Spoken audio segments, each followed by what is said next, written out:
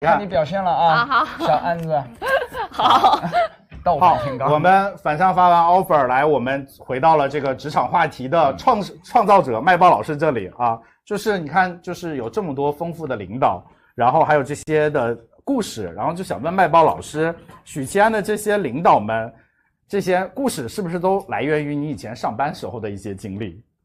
上班时候有这么多领导，我就不写书了。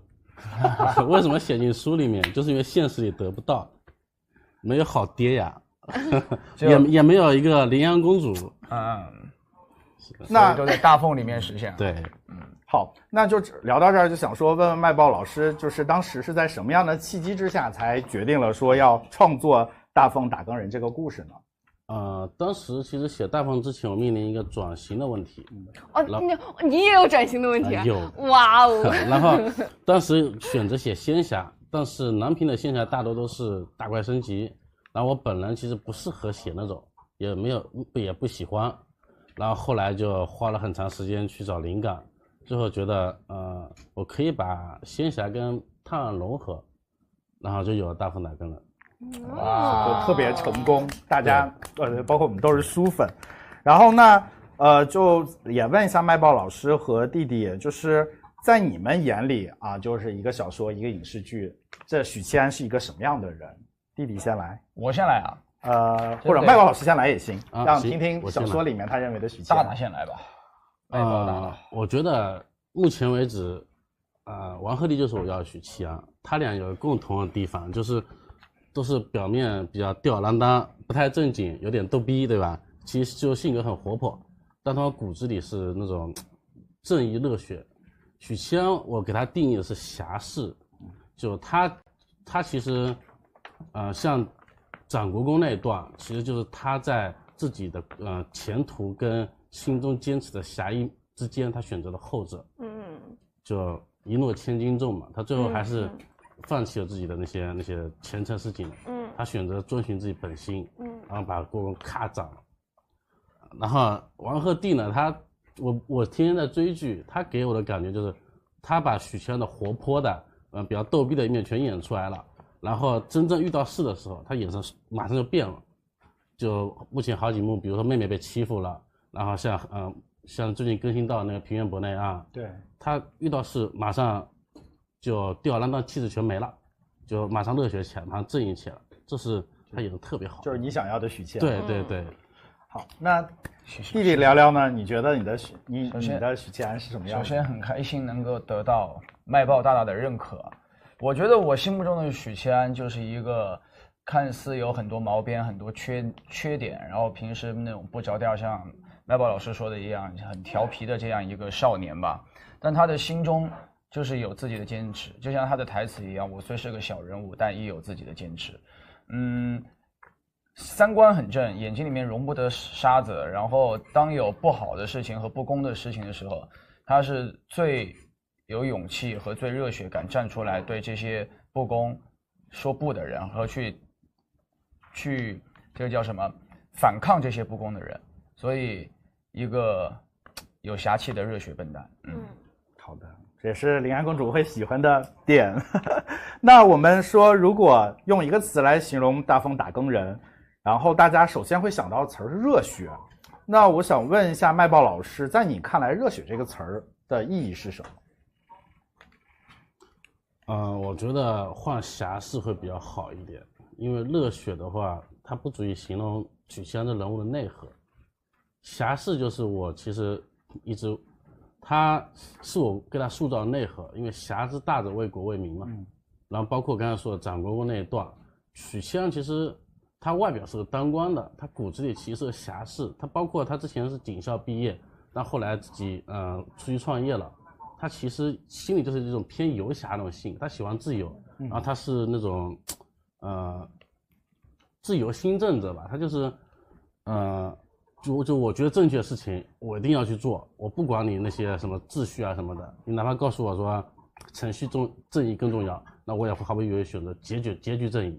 你朝廷给不了我正义，那我就自己拿正义，所以他就把国公给杀了。对，非常，所以他是个游侠，也是个侠士。对，很有侠义的一个人。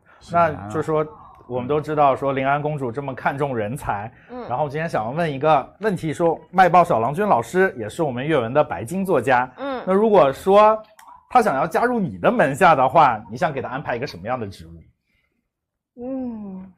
那当然去云路书院啦，当院长。哇哦，我觉得就是有这样的资格，有这样的才情。对。那麦报老师有没有什么要跟临安公主说的？那好，我肯定跟许仙不一样。好，我不效忠怀庆，我效忠四十临安。哇，是效忠临安。被刺。昨天晚上你最想听到的台词，昨天晚上那集里面。我终于听到这句话了，谢谢麦包老师。昨天记忆犹新。谢谢。徐先生，我给你写诗啊。公主记另寻良人。我记仇了。那我走便是。再见。记仇了。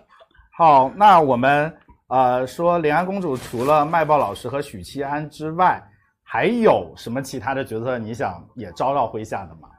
还有其他，那我就把许七安的上级魏公，因为魏公就是很强，他虽然现在还没有展示出他真正最强的那一面，但是他在前期的铺垫已经感觉他是一个老谋深算，然后有能力的，无所不知，对，有地位的一位行啊，大佬，挺贪呐，魏公你都想招到麾下，那是，所以说我眼光好啊，就是一定要赢过怀庆吧。是的。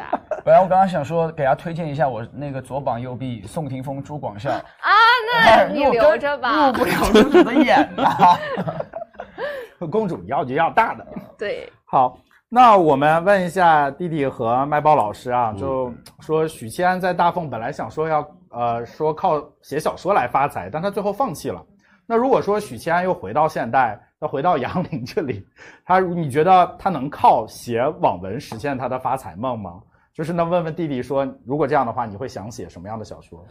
如果是杨凌的话，我觉得也应该会是写一种悬疑啊、探案啊这方面的吧，冒险这方面的小说吧，因为他自己本身也是这方面的这个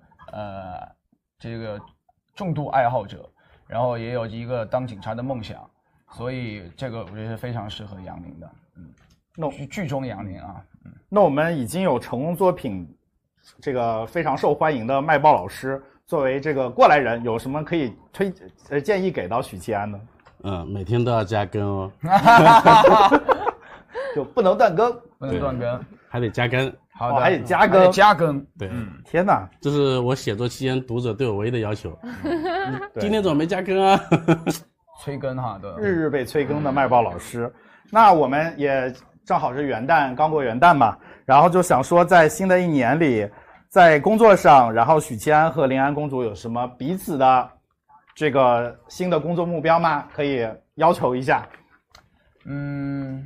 希望新的一年，公主好好学习，好好发展。怎么是对我的要求啊？因为你在皇宫混得好了，我这个靠山才能就是对吧，平步青云。哦，行吧。啊，我在这方面做你最坚强的后盾。这个家就靠我了。那公主对许七安有什么要求吗？那我也希望许七安能够在新的一年继续进步，做我最优秀的可卿。我也会努力在皇宫混得风生水起。对，做你的好靠山，让我在大风横着走。对，好嘞。那麦报老师，这个有没有什么对新年的工作的期待呢？就争取让大家早点看到新书吧。然后日加更吗？加更好商量。